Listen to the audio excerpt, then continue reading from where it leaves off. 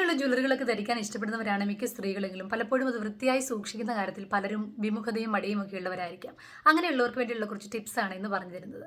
പലപ്പോഴും നമ്മൾ നല്ല ഫംഗ്ഷൻസിനൊക്കെ പോയിട്ട് വരുന്ന സമയത്ത് അലക്ഷ്യമായിട്ട് നമ്മുടെ ജ്വല്ലറീസ് കൊണ്ടുവന്നിട്ട് അത് ഗോൾഡ് ആകാം, ഡയമണ്ട് ആകാം, അല്ലെങ്കിൽ ഇമിറ്റേഷൻ ജ്വല്ലറി ആകാം, ഒരുമിച്ച് മറ്റ് ജ്വല്ലറികളോടൊക്കെ ഇട്ട് വെക്കുന്നവരുണ്ട്. അപ്പോൾ ഒരിക്കലും അങ്ങനെ ചെയ്യാതിരിക്കുക. നമ്മളെ ആ സ്റ്റോൺസിനും ബീഡ്സിനും ഒന്നും സ്ക്രാച്ചസ് വരാതെ എല്ലാ ജ്വല്ലറീസും സെപ്പറേറ്റ് പൗച്ചുകളിലോ അല്ലാതെയോ ജ്വല്ലറി ബോക്സുകളിലോ സൂക്ഷിക്കുക.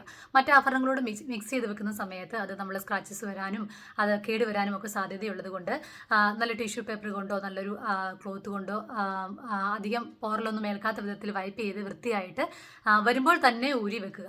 അപ്പോൾ നമ്മൾ അറിയാം, നമ്മൾ വരുന്ന സമയത്ത് സ്വെറ്റ് ചെയ്യുന്ന എക്സസൈസ് അല്ലെങ്കിൽ സ്വിമ്മിംഗ് ഒക്കെ ചെയ്യുന്ന സമയത്ത് കഴിവതും നമ്മൾ ഒരു തരത്തിലുള്ള ജ്വല്ലറീസും ഉപയോഗിക്കാതിരിക്കുന്നതാണ് നല്ലത്.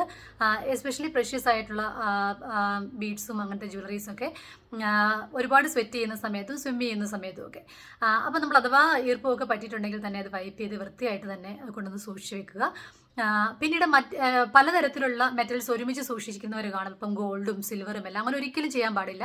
അതെല്ലാം സെപ്പറേറ്റ് പൗച്ചുകളിലാക്കി സൂക്ഷിക്കുക.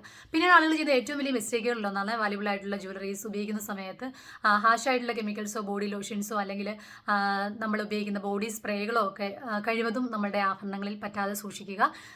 ലോഷൻസോ അങ്ങനത്തെ സാധനങ്ങളൊക്കെ അഥവാ പറ്റിയാൽ തന്നെ പെട്ടെന്ന് വൈപ്പ് ചെയ്ത് സൂക്ഷിച്ച് അത് വെക്കുന്ന പൗച്ചുകളിൽ തന്നെ സൂക്ഷിച്ച് വെക്കാൻ പ്രത്യേകം ശ്രദ്ധിക്കുക. അപ്പം ജ്വല്ലറി, അത് നല്ല ജ്വല്ലറി വാങ്ങിക്കുന്നത് മാത്രമല്ല, അത് വൃത്തിയായി സൂക്ഷിക്കുന്നത് ഒരു പ്രധാനപ്പെട്ട ഘടകങ്ങളിലൊന്നാണ്. നാച്ചുറൽ സീഡ് ജ്വല്ലറി അല്ലെങ്കിൽ വുഡൻ ബീഡ്സ് കൊണ്ടുള്ള ജ്വല്ലറീസ് ഒക്കെ ആണെങ്കിൽ പെട്ടെന്ന് ഈർപ്പം അടിക്കുമ്പോൾ പൂപ്പലൊക്കെ പിടിക്കാനുള്ള സാധ്യതയുണ്ട്. അപ്പോൾ നമ്മുടെ മഞ്ചാടി പോലുള്ള നാച്ചുറൽ സീഡ്സ് ഉണ്ടാക്കുന്ന ജ്വല്ലറികളും വുഡൻ ബീഡ്സ് ഉണ്ടാക്കുന്ന ജ്വല്ലറിയൊക്കെ പെട്ടെന്ന് പൂപ്പ് പിടിക്കും ഈർപ്പമുള്ള സ്ഥലങ്ങളിൽ വെക്കുകയാണെങ്കിൽ. അതെപ്പോഴും ഡ്രൈ ആയിട്ടുള്ള സ്ഥലങ്ങളിൽ സൂക്ഷിക്കാൻ പ്രത്യേകം ശ്രദ്ധിക്കുക.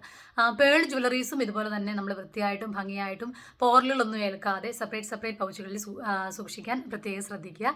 നല്ല ജ്വല്ലറി വാങ്ങിക്കുക മാത്രമല്ല, അത് ഭംഗിയായി വൃത്തിയായി സൂക്ഷിക്കുന്നതും അതിൻ്റെ ആ ഒരു ലൈഫിനെ കൂടുതൽ നിൽക്കുന്നതിന് ഒരു കാരണമാണ്. അതുകൊണ്ട് എല്ലാവരും അവരുടെ ജ്വല്ലറികൾ ഭംഗിയായും വൃത്തിയായും സൂക്ഷിക്കുക.